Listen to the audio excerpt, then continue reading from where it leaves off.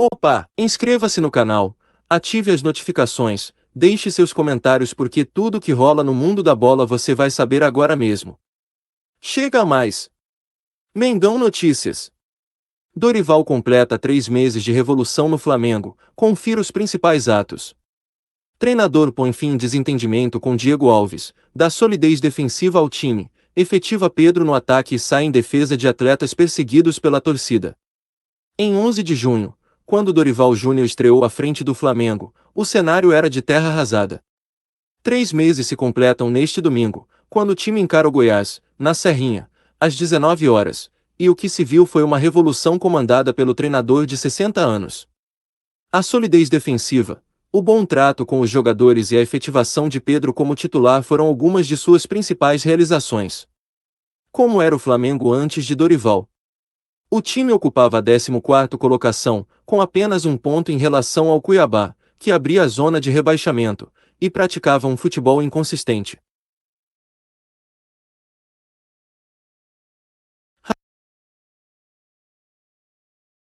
Raramente vencia grandes adversários, vinha de 2 vices, Supercopa do Brasil e Estadual, e os jogadores estavam desconfortáveis com as ideias e o sistema de Paulo Sousa.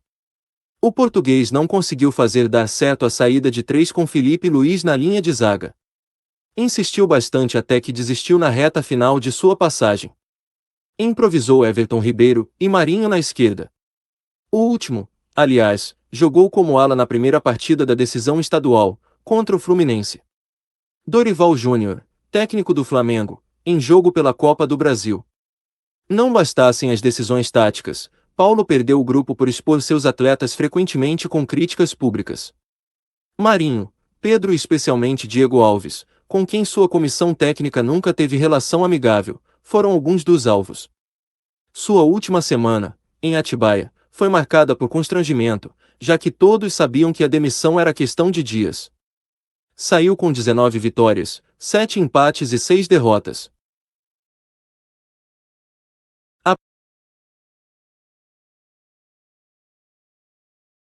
Apesar dos números não tão ruins, vale lembrar que, no período, enfrentou várias equipes pequenas do Rio e Altos, do Piauí, na Copa do Brasil. Nos clássicos, penou para vencer as semifinais contra um enfraquecido Vasco e não conseguiu vencer o Fluminense no Carioca. Com o Botafogo, ficou no empate, com uma vitória para cada lado. Primeiro ato de Dorival, paz com Diego Alves. Conhecido por ser um profissional educado e pela fama de bom gestor de grupos, Dorival Júnior já chegou ao Flamengo apagando um velho incêndio. Tratou de pôr fim ao desentendimento que tivera com Diego Alves em 2018, em sua segunda passagem pelo clube, e o efetivou como titular do Gol. Dorival tomou tal decisão mesmo sem ter comandado um treino sequer. O treinador foi anunciado no dia 10, chegou a Porto Alegre, local do jogo com o Internacional, nas últimas horas daquela sexta-feira e deu uma preleção na manhã de sábado. Lá, comunicou aos atletas que Diego Alves jogaria. Além de apagar o problema vivido cerca de 4 anos atrás, Dorival deu espaço a uma das lideranças do grupo. Isso depois de um longo período encostado por Paulo Sousa. Diego foi titular nos 4 primeiros jogos, mas uma pubalgia o tirou de ação, e Santos tomou conta da posição nos compromissos seguintes. Início irregular e primeiro percalço, BH. Sem tempo para passar suas ideias no início do trabalho, Dorival comandou 5 jogos em 14 dias. Perdeu para o Internacional em sua estreia e 2 partidas para o Atlético Mineiro, uma pelo Brasileiro e outra pela Copa do Brasil. Nesse período, venceu Cuiabá, 2-0, e América Mineiro, 3-0, no triunfo sobre os mato-grossenses, porém, Dorival perdeu um homem de confiança que já havia comandado no Santos. Bruno Henrique sofreu lesão multiligamentar no joelho direito durante o jogo no Maracanã, em 15 de junho. Exames foram realizados, e o departamento médico informou que Bruno não jogaria mais em 2022. 3 dias depois, o Flamengo anunciou Everton Cebolinha, que após a abertura da janela, seria o substituto imediato de Bruno Henrique. Esqueceram de avisar isso a Pedro. O 7-1 e a formação das equipes A e B do Flamengo. A dupla Pedro e Gabigol começou a se desenhar na vitória por 3-0 sobre o América Mineiro. Na ocasião, Gabriel abriu o placar após excelente passe do companheiro. A jogada nasceu de um bom lançamento com os pés de Santos para o centroavante. No jogo seguinte, ciente de que ainda havia pressão e irregularidade, Dorival fechou a casinha com 3 volantes diante do Tolima e desfez o ataque dos goleadores. Em sua despedida, Andrés garantiu 1-0 com um golaço fora da área. A partir daí, começou a estratégia de poupar no Brasileiro, e Dorival dividiu o Flamengo em equipes A e B àquela altura. Pedro ainda fazia parte da B, tanto que foi titular da equipe alternativa na vitória por 2-1 sobre o Santos. Jogou pouco mais de 20 minutos ao lado de Gabriel, no segundo tempo, e os dois marcaram os gols rubro-negros. A boa atuação credenciou Pedro a titular do time principal. E ele não desperdiçou a oportunidade. Fez 4 gols nos 7-1 sobre o Tolima, deu assistência e passe de calcanhar para lance que terminou em gol contra. Assumia ali a artilharia da Libertadores e iniciava o melhor momento de sua carreira. Com Dorival, marcou o dobro do que havia feito com Paulo Sousa, 16 gols. Nos jogos em que foi titular, a média é de 1 gol por partida. Da goleada em diante, o Flamengo venceu 14 vezes, empatou 3 e perdeu apenas um jogo, por 1-0 para o Corinthians com a equipe alternativa. Defesa intransponível. Com a efetivação de Pedro, o ataque parecia resolvido. Afinal, naquele momento, eram 17 gols em 8 partidas.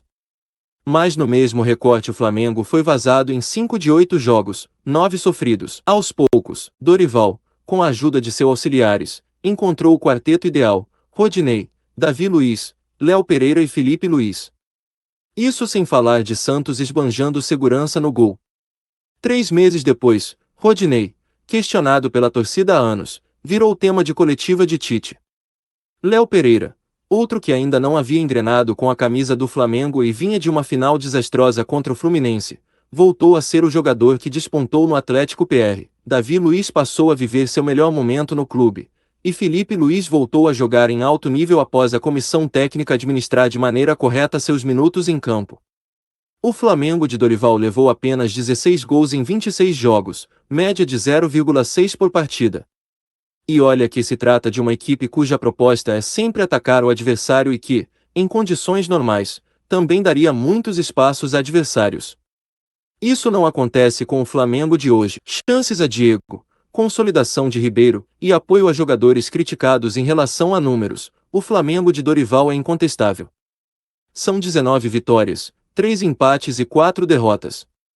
Essa campanha permitiu ao clube seguir na briga pelo título brasileiro, classificar-se para a final da Libertadores, a primeira do treinador na carreira e a terceira dos rubro-negros em 4 anos, e deixar sua situação bem encaminhada contra o São Paulo na semifinal da Copa do Brasil após vitória por 3-1 no Morumbi. A vaga é definida na próxima quarta-feira, no Maracanã. Desde que estabeleceu um planejamento com 2 equipes, Dorival conseguiu encaixar um dos líderes do elenco no time B. Diego voltou a ser utilizado, fez gols e realizou algumas boas partidas. É verdade que, aos 37 anos, oscilou e também recebeu críticas, mas voltou a ser útil depois de raríssimas chances com Paulo Sousa. Everton Ribeiro, por sua vez, voltou a mostrar bom futebol.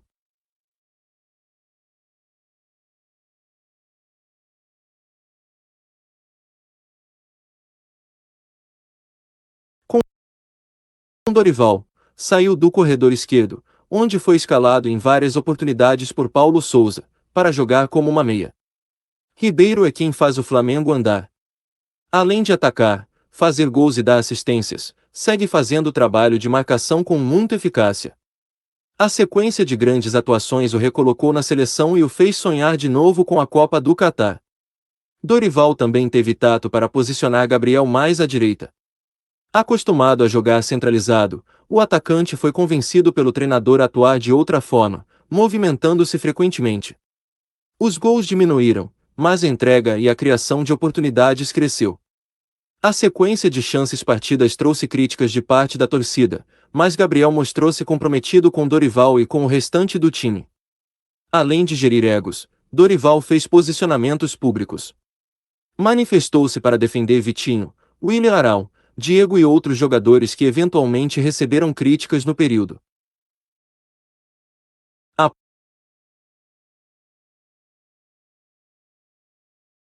Após a vitória por 2-0 sobre o Coritiba, em Brasília, foi firme ao externar sua insatisfação com vaias a Vitinho. Confio muito no grupo que tenho, nos jogadores que ali estão. Não desisto de jogar nenhum. O que aconteceu hoje com Vitinho é lamentável. Ele tem trabalhado, tem se dedicado e em algum momento vai encontrar sua melhor produção. E torço para que isso aconteça. Enquanto o jogador não desistir dele próprio, pode ter certeza que nós, da comissão, e os diretores não o faremos. 2 meses para solidificar a revolução. Dorival tem pela frente 2 meses e muito provavelmente 17 jogos até o fim da temporada. São 13 pelo Brasileiro, a final da Libertadores e mais 3 caso avance a final da Copa do Brasil. Com o grupo nas mãos, números a favor e apoio da torcida, o treinador em 3 meses transformou um time próprio status. Se chegou a ser citado pejorativamente como técnico tampão porque o Flamengo não iria ao mercado europeu novamente, agora ele está a poucos passos de gravar seu nome na história do clube.